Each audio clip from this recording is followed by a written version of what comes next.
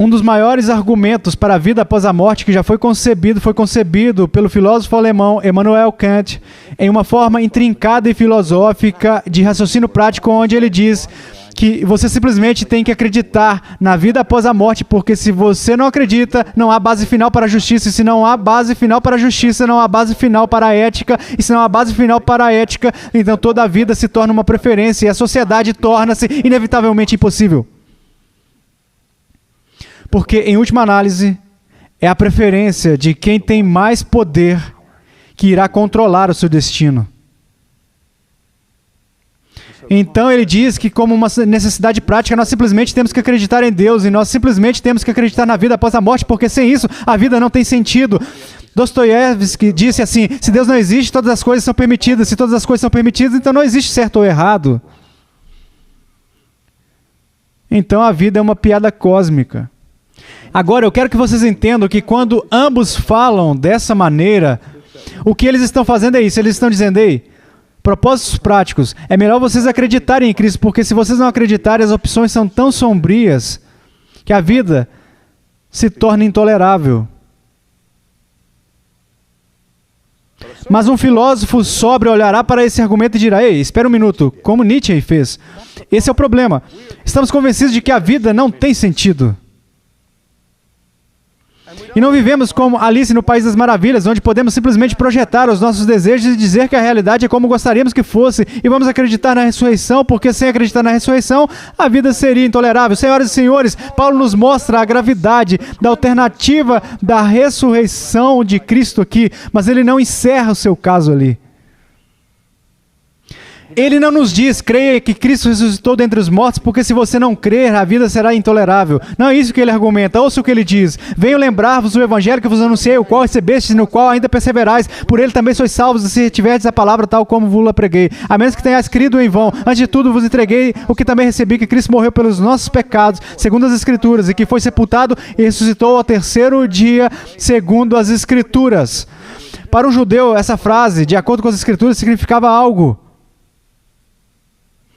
Porque se eles pudessem mostrar que isso era algo que os livros antigos previam,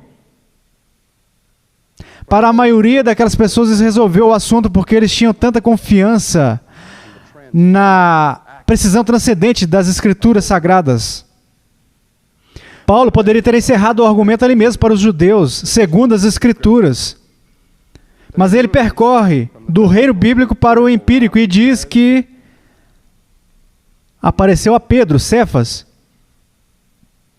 e depois aos 12.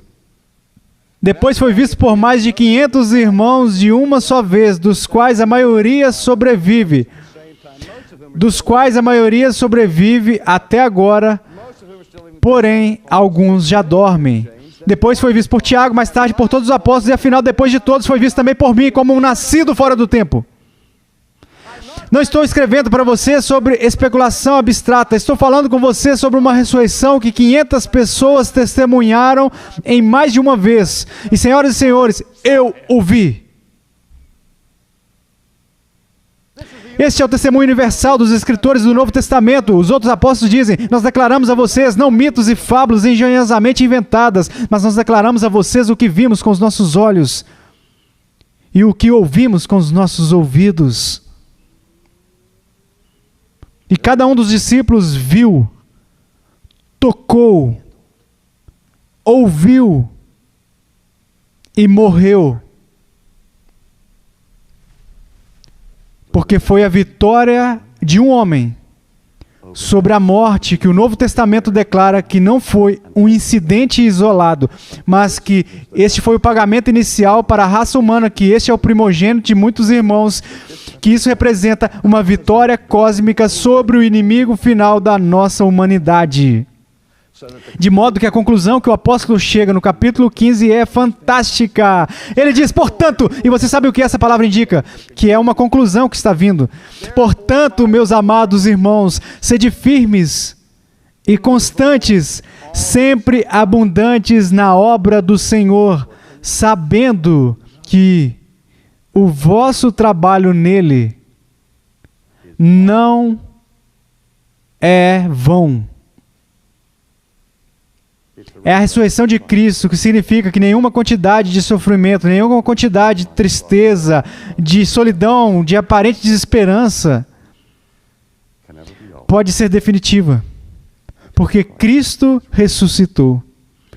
Então o meu sofrimento não é em vão.